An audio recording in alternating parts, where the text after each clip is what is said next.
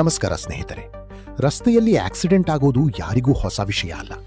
ಆದರೆ ಆಕ್ಸಿಡೆಂಟ್ ಆದಾಗ ನಾವು ಗಾಬರಿಯಾಗ್ತೇವೆ, ಗಾಯಗೊಂಡವರನ್ನು ನೋಡಿದಾಗ ಸಹಾಯ ಮಾಡಲು ಹೆದರುತ್ತೇವೆ. ಆದರೆ ಗಮನಿಸಿ, ಸರಿಯಾದ ಸಮಯದಲ್ಲಿ ಮಾಡಿದ ಸಣ್ಣ ಸಹಾಯ ಒಂದು ಜೀವ ಉಳಿಸಬಹುದು.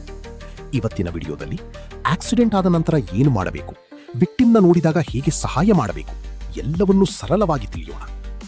ಮೊದಲನೆಯದಾಗಿ, ನಿಮ್ಮ ಸುರಕ್ಷತೆ ಮುಖ್ಯ. ವಾಹನಗಳನ್ನು ನಿಲ್ಲಿಸಿ, ಹ್ಯಾಜರ್ಡ್ ಲೈಟ್ಸ್ ಆನ್ ಮಾಡಿ, ಕ್ರೌಡ್ ನಿಯಂತ್ರಿಸಿ. ನೀವು ಸೇಫ್ ಇಲ್ಲ ಅಂದ್ರೆ ನೀವು ಸಹ ವಿಕ್ಟಿಮ್ ಆಗಬಹುದು. ವಿಕ್ಟಿಮ್ನ ಸ್ಥಿತಿ ಪರಿಶೀಲಿಸಿ. ಕಾನ್ಷಿಯಸ್ ಇದ್ದಾರಾ, ಉಸಿರಾಟ ಇದೆಯಾ, ರಕ್ತಸ್ರಾವ ಆಗ್ತಿದೆಯಾ? ನಿಧಾನವಾಗಿ ಮಾತಾಡಿ. ನೀವು ಕೇಳ್ತಿದ್ದೀರಾ? ಶೇಕ್ ಮಾಡಬೇಡಿ, ಜೋರಾಗಿ ಎಳೆಯಬೇಡಿ. ತಕ್ಷಣ ಕರೆ ಮಾಡಿ 108 ಆಂಬ್ಯುಲೆನ್ಸ್. ಎಕ್ಸಾಕ್ಟ್ ಲೊಕೇಶನ್ ಹೇಳಿ, ಗಾಯದ ಸ್ಥಿತಿ ವಿವರಿಸಿ. ತಡ ಮಾಡಬೇಡಿ, ಸಮಯವೇ ಜೀವ. ರಕ್ತಸ್ರಾವ ಇದ್ದರೆ ಕ್ಲೀನ್ ಕ್ಲಾತ್ ಅಥವಾ ಬ್ಯಾಂಡೇಜ್ ಇಟ್ಟು ಪ್ರೆಷರ್ ಕೊಡಿ. ಕೈಕಾಲ್ ಎಲಿವೇಟ್ ಮಾಡಿ.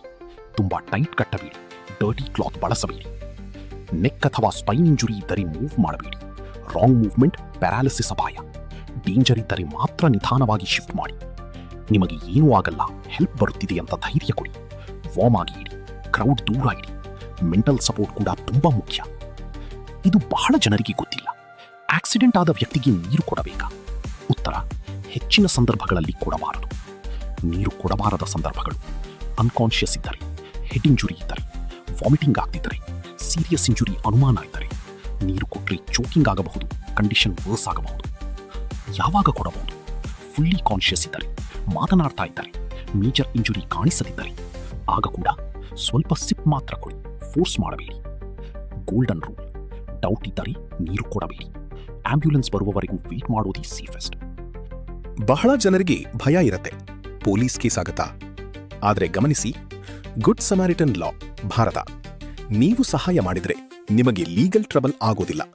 ನೀವು ಸೇಫ್ ಆಗಿ ಹೆಲ್ಪ್ ಮಾಡಬಹುದು. ಸ್ನೇಹಿತರೆ, ಪ್ಯಾನಿಕ್ ಆಗಬೇಡಿ, ಸರಿಯಾದ ಕ್ರಮ ಅನುಸರಿಸಿ. ನಿಮ್ಮ ಒಂದು ಚಿಕ್ಕ ಸಹಾಯ ಒಂದು ಜೀವ ಉಳಿಸಬಹುದು. ಲೈಕ್ ಮಾಡಿ, ಶೇರ್ ಮಾಡಿ, ಸಬ್ಸ್ಕ್ರೈಬ್ ಮಾಡಿ. ಧನ್ಯವಾದಗಳು.